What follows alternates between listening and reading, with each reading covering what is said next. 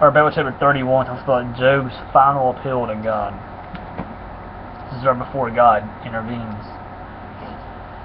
It says, and pretty much tells Job hopping away. It says, I have made a covenant with my eyes. How then can I gaze at aversion? What would be my portion from God above, and my heritage from the Almighty on high? Is not calamity for the unrighteous, and disaster for the workers of iniquity or sin? Does not He see my ways, and number all my steps? If I have walked with falsehood, my foot has hastened to deceit, let me be weighed in a just balance, and let God know my integrity.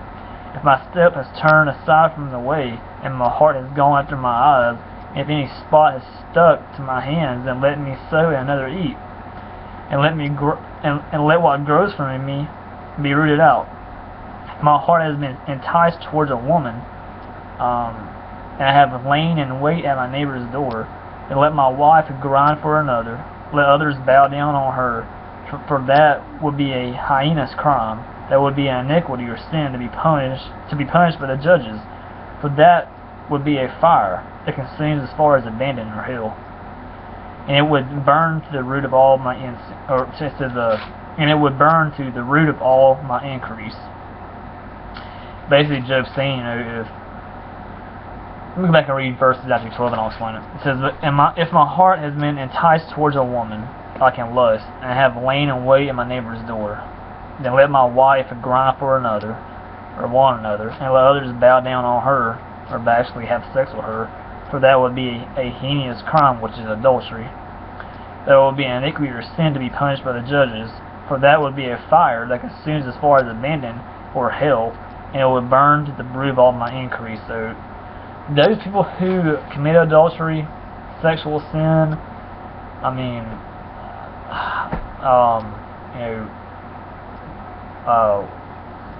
married women sleeping with other guys, and married men sleeping with other women, that's you will go to hell unless God saves you and you repent of that.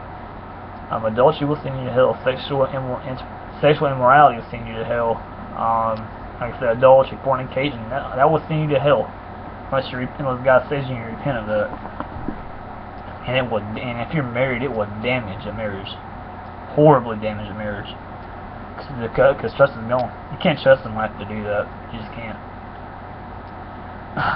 If I have rejected the cause of my manservant or my maidservant when they brought a complaint against me, what then shall I do when God rises up? When he makes inquiry, what shall I answer him? Did not he who made me in the womb make me? Did not he who made me in the womb make him? And did not one fashion us in the womb? God makes us in the womb. In our mother's womb God formed us.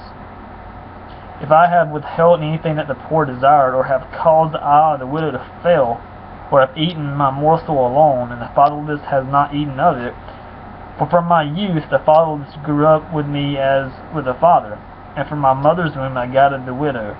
If I have seen anyone perish for lack of clothing, or the needy without covering, if his body has not blessed me, and if he was not warmed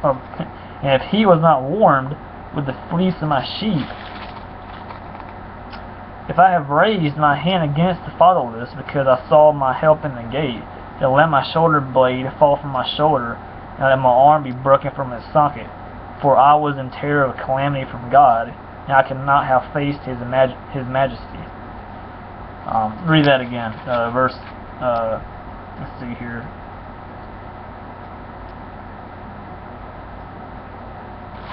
Real quick. It says, if I have raised my hand against the fatherless, because I saw my help in the gate, then let my shoulder blade fall from my shoulder, let my arm be broken from the socket.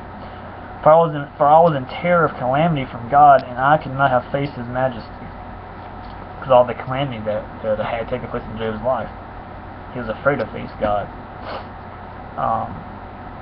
It says, if I have made gold my trust, or called fine gold my confidence, if I have rejoiced because my wealth was abundant, or because my hand had found much, if I have looked at the sun when it shone, or the moon moving in splendor, and my heart has been secretly enticed, and my mouth has kissed my hand, this also will be iniquity or sin to be punished by the judges, for I would have been false to God above. If I have rejoiced at the ruin of him who hated me, or exulted when evil overtook him. I have not let my mouth sin by asking for his life with a curse. So get this. It's okay for you to ask God to kill somebody. I mean, Job says it right here. I mean, if someone is so evil enough to where you just want them dead, pray about it. If God's will, it will happen. I'll read that again. It says, if I have rejoiced at the ruin of him who hated me, or exulted when evil overtook him, I have not let my mouth sin by asking for his life with a curse. It's perfectly okay. If the men of my tent have not said, who is there that has not been filled with his meat? The sojourner has not lodged in the street. I have opened my doors to the traveler. If I have concealed my transgressions as others do, by hiding my iniquity in my bosom, as I stood in great fear of the multitude, and the contempt of families terrified me, so that I kept silence and did not go out of doors. Oh, that I had one to hear me. Here's my signature, let the Almighty answer me. Oh, that I had the indictment written by my adversary or my enemy. Surely I would carry it on my shoulder. I will bind it on me as a crown. I will give him an account of all my steps. Like a prince, I would approach him. If my land has cried against me, and its furrows have wept together, if they have eaten a shield without payment, and made its owners breathe their last, let thorns grow instead of wheat, and foul weeds instead of barley. The words of Job are ended. So Job makes his final appeal to God. Like, God, why are you letting this happen to me, pretty much? And he keeps questioning God. And then God is about to intervene right here in 32. So that's 31 about Job's final appeal to God. And I'll be right back to 32 here shortly.